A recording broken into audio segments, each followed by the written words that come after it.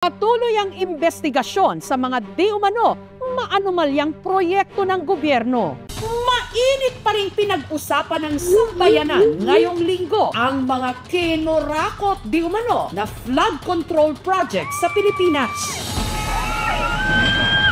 Hindi lang bilyones, kundi trilyones ang ibinulsa ng mga tiwali. Sa ating sariling bayan, tila walang katapusan ang mga eksena ng galit at pagkadismaya. Ang mga lider na dapat ay naglilingkod sa bayan, ngayon ay nagtuturoan, nagsisisihan at nagkakanya-kanya. Sa bawat pagdinig sa Senado, sa bawat sigawan sa Kongreso, sa bawat rally sa kalsada, naririnig ang isang tanong. Ilang ulit pa ba tayong madadaya? Ang mahirap ay lalong naghihirap. Ang makapangyarihan ay lalong tumataba sa kapangyarihan. Parang pelikulang paulit-ulit. Isang kasaysayan na matagal nang umiikot, ngunit hindi pa rin nagwawakas. Ngunit kung babalikan natin ang ating pinagmulan, malalaman nating hindi ito bago. Matagal nang sinimulan ang laban na ito, at minsan na rin tayong nagising.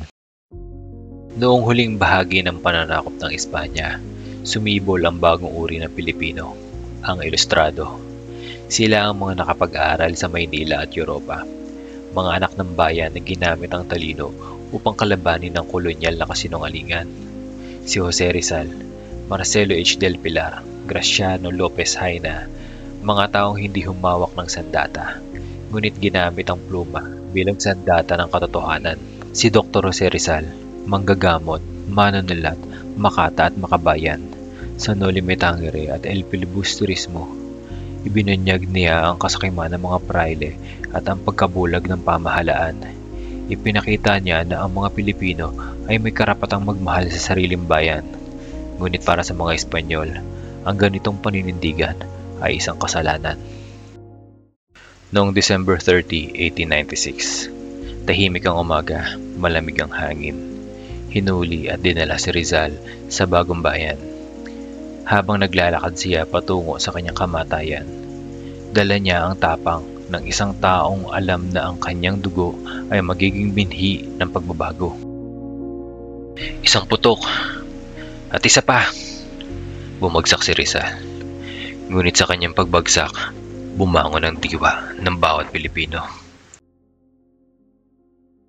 Ang dugo ni Rizal ang nagsindi sa apoy ng revolusyon, at mula sa tondo, isang anak ng mahirap, si Andres Bonifacio, ang tumindig upang ipagpatuloy ang laban. Hindi siya ilustrado, wala siyang diploma, ngunit dala niya ang puso ng tunay na Pilipino. Sa ilalim ng katipunan, nanumpa silang ipaglalaban ng kalayaan kahit kapalitang buhay.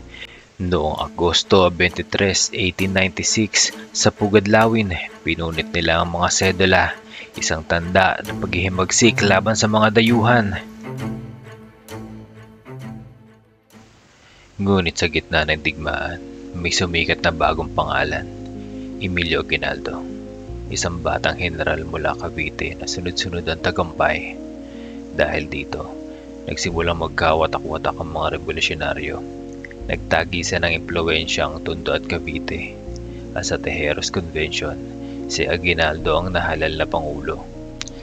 At si Andres Bonifacio, ang supremo ng katipunan, ay inagawan ng pamumuno.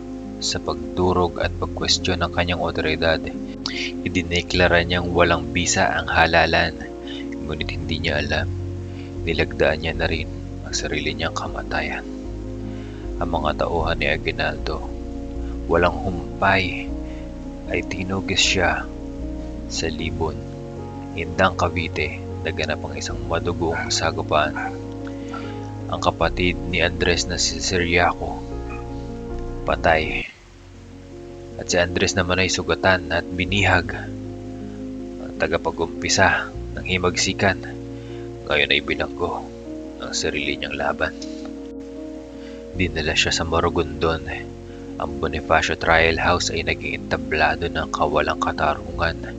Ang mga paratang, sedisyon, pagtataksil at balak na patayin si General Aguinaldo. Ang court martial, baluktot at mabilis. Ang mga saksi, pinilit. Ang depensa, mahina. Ang supremo, Ang ama ng himagsikan ay hinatulan ng mga taong kaniyang pinamumunuan. Ang hatol, nagkasala. Ang parusa, kamatayan.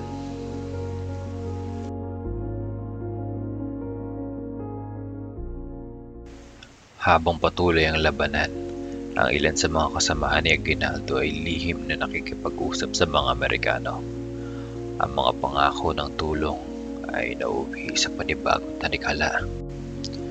Noong June 12, 1898 sa Cavite, hindi nakila ni Aguinaldo ang kalayaan ng Pilipinas. Ngunit bago pa man tuluyang makamit, dumating na ang mga Amerikano. Dala ang bagong bandila ng bagong kolonyalismo. Mula kay Rizal hanggang kay Bonifacio, mula kay Aguinaldo hanggang sa mga pinuno ngayon, iisa pa rin ang tanong, natuto nga ba talaga tayo? Noon, si Bonifacio ay lumaban gamit ang puso, si Aguinaldo gamit ang utak. Ngunit sa pagitan nila, sumibol ang inggit, kapangyarihan at pagtataksil.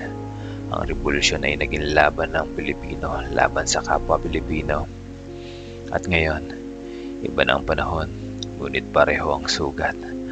Ang laban ay wala na sa kabundukan. Nasa mga lansangan, sa media at digital na mundo. Sa panahon ngayon, may umuusbong ng mga bagong bayani. Ngunit minsan, tanong ng bayan, tunay bang paglilingkod o pansariling interes? Puso ba para sa bayan o pangalan para sa kasikatan? Ang mga pluma ni Rizal tila muling kumikilos. Ngunit kaya pa bang sapilin ng tinta ang halimaw ng korupsyon? Kaya pa bang labanan ng katotohanan ng kapangyarihan ng kasinungalingan? Mga kapatid, mayroon tayong mas malaking kaaway kaysa mga Amerikano.